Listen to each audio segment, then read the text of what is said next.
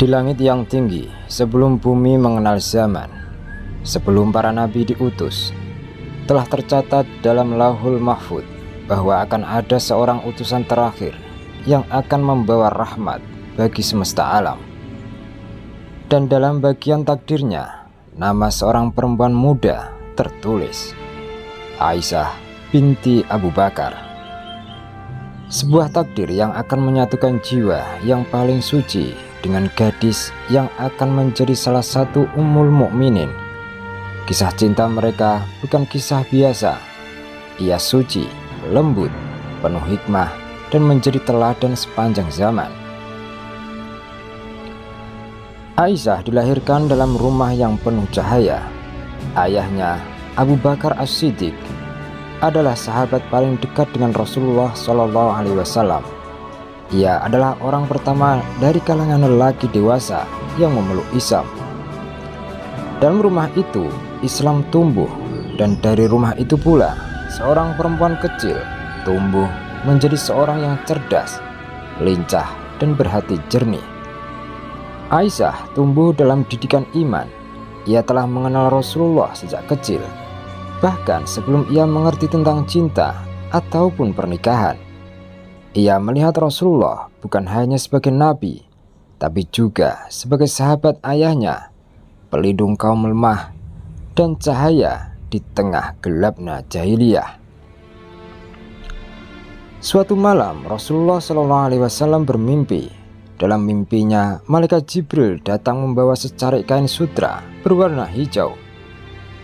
Di dalamnya ada wajah seorang perempuan yang menawan bersinar dan menyejukkan mata. Jibril berkata, "Ini adalah istrimu di dunia dan di akhirat, ya Rasulullah." Dan ketika penutup kain itu dibuka, ternyata wajah itu adalah wajah Aisyah. Rasulullah terbangun dengan hati bergetar. Mimpi seorang nabi bukan sekedar bunga tidur, ia adalah petunjuk dari langit. Waktu berlalu. Setelah Khadijah wafat, Rasulullah menikah dengan Saudah binti Zam'ah, janda yang sudah tua dan berhati lembut. Tapi suatu hari, Khawlah binti Hakim datang kepada Nabi dan berkata, "Wahai Rasulullah, tidakkah engkau ingin menikah lagi?" Rasulullah diam. Khawlah lalu berkata, "Jika engkau menginginkan seorang gadis, ada Aisyah binti Abu Bakar. Jika engkau menginginkan janda, ada Saudah binti Zam'ah." Nabi mengangguk, memberi isyarat persetujuan. Maka Khawlah pun pergi menemui Abu Bakar.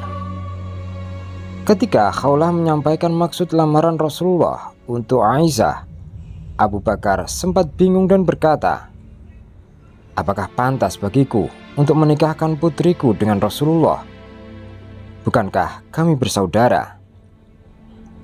Namun Rasulullah menjelaskan, "Engkau adalah saudaraku dalam agama, bukan nasab. Maka Aisyah halal bagiku." Abu Bakar pun menangis haru. Lamaran itu diterima. Maka tercatatlah di langit dan di bumi bahwa Aisyah, gadis muda yang cerdas, akan menjadi istri kekasih Allah. Walau akad telah dilangsungkan, Aisyah masih tinggal di rumah ayahnya. Ia belum dibawa ke rumah Rasulullah karena usianya yang masih muda. Saat itu pernikahan telah sah secara syariat, namun hubungan suami istri belum dijalankan hingga Aisyah cukup usia. Masa itu bukan masa yang mudah. Hijrah ke Madinah pun terjadi. Rumah Nabi dibangun berdampingan dengan masjid, dan Aisyah menanti, bukan dengan kecemasan, tapi dengan iman dan rasa cinta yang mulai tumbuh dalam kalbunya. Akhirnya tibalah malam yang dinanti.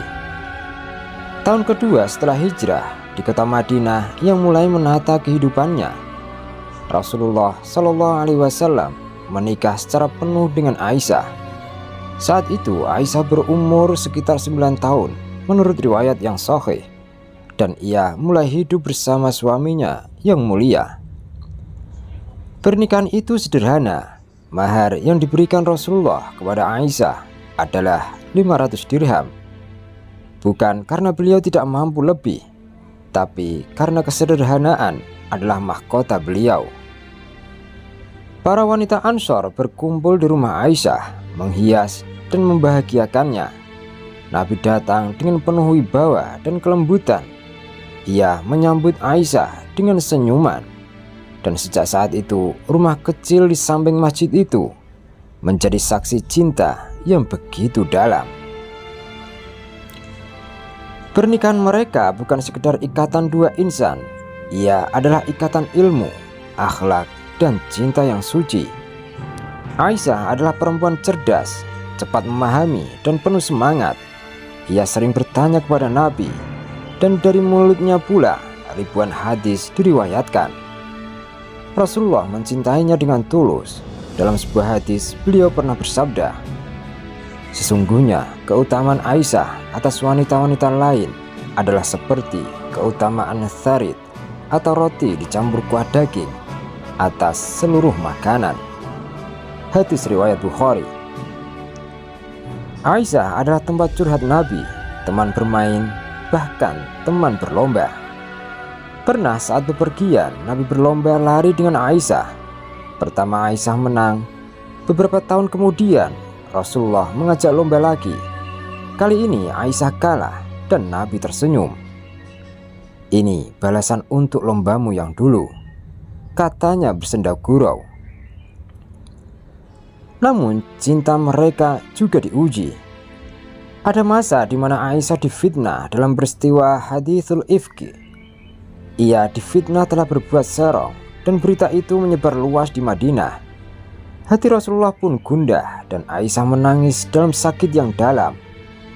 Namun akhirnya Allah menurunkan wahyu dari langit untuk membersihkan nama Aisyah dalam Al-Quran, Quran Surat An-Nur ayat 11-20. Sejak itu cinta dan kedudukan Aisyah semakin kokoh karena Allah sendiri yang membelanya. Aisyah mendampingi Rasulullah hingga akhir hayatnya, dan saat ajal Nabi semakin dekat, beliau meminta agar dirawat di rumah Aisyah. Di pangkuan Aisyah, dengan kepala bersandar di dadanya, Rasulullah menghembuskan nafas terakhir. Itu adalah kehormatan luar biasa. Bahkan Aisyah sendiri pernah berkata dengan penuh haru, "Telah dikaruniakan kepadaku 9 hal yang tidak diberikan kepada wanita lain. Dan salah satunya adalah bahwa Rasulullah wafat di rumahku, pada hariku, dan di pangkuanku."